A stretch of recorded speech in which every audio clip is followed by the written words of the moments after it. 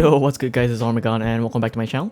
Today we're going to be reviewing the MM710 by Cooler Master. Oh my god, it's been so long since my last mouse review video. Last time I did one of these, EDP was not a pedophile, so it's definitely been a while. For anyone who has not heard of this mouse before, I'm gonna tell a story. So once upon a time there was a Viper Mini and there was a Mall O, and the two of them got really drunk at a party, and in the words of Mind Pro Wes, these two mice had the perfect mouse baby.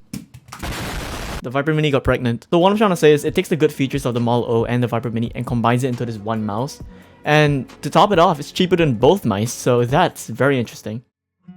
Starting off with the size and shape, it's about the same size as the Viper Mini. The hump on the Viper Mini peaks at around the center of the mouse, while on the MM710, it's more towards the back. Personally, I'm able to palm grip, claw grip, and fingertip grip the mouse very easily. The feet of the mouse has a similar design to the Jitter wireless, where it has a longer skate at the front and smaller ones at the back. The buttons are wide enough for me to butterfly click on, which is something I should not be doing on MMC because I'm probably going to get banned. The mouse does have a standard honeycomb design, but I wouldn't worry about it too much. It's not going to fill your hands with holes. If you have trypophobia, I'm sorry.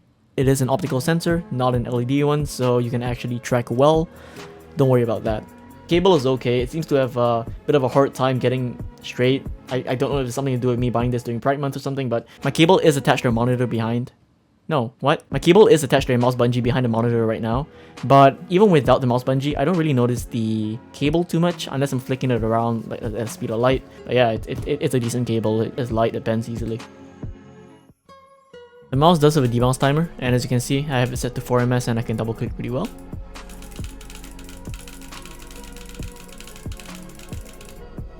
When it comes to jittering, I can get around 10 to 14 CPS.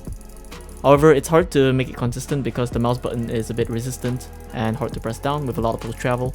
So I do find myself breaking down and stopping every so often.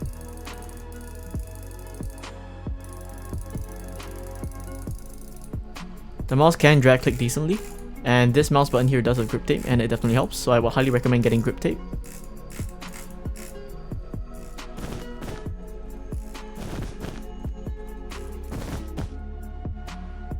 The main selling point is the weight, and you can definitely feel the difference compared to mice like the Jitter wireless. So I've been using this mouse for the past 2 days, and all in all, it's been a pretty good experience, save for one small detail which I'll get into later. The first thing I enjoy about the mouse is obviously going to be the weight. The mouse is very light, which lets me flick very easily. I also really like the shape as mentioned earlier. I know that I do have a bit of a weird grip when I jitter click the mouse, but that aside, it is a very good shape and I really like it whenever I'm just like looting chests or refilling my inventory in pot. It's a very good shape. I love it. The third thing I love about this mouse is the features that it has. When I purchased the mouse, I thought it was just gonna be another lightweight mouse that I would use for a bit and then just chuck to the side. But I actually really enjoy the mouse because it is not only lightweight, so it's good for game modes like Skywars or Pot. It can also drag click, so I'm having a lot of fun telebridging and shit in Bit Wars practice and whatnot.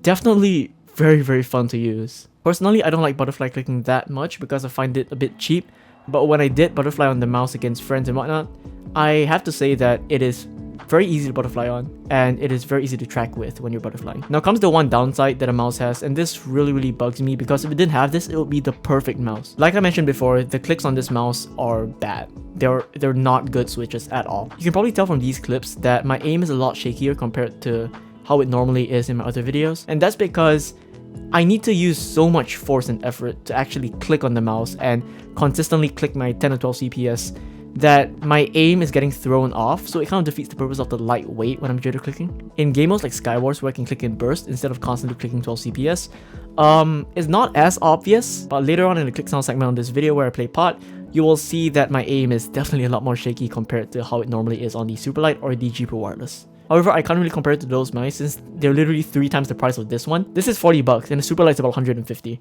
Considering that, I'd say this is an S tier mouse. Anyways guys, before I show the click sounds, I hope you guys enjoyed. And it's a bit nostalgic and weird to be back doing commentaries since I haven't done one in about like 2 or 3 months. I highly recommend this mouse because it's good for pretty much all game modes in the Minecraft meta right now. It's cheap, it's lightweight, and has a lot of features, so definitely a good buy. Also, for anyone interested, the grip tape I'm using here is the Viper Mini grip tape. Like I mentioned, they're about the same size, so you can use the Viper Mini's grip tape here. Just cut the ends of the grip tape since the mouse keys of the Viper Mini are longer. Castrate the grip tape. Let's go. Anyways, aside from that, I'll see you guys next time. Enjoy the mouse and keyboard sounds.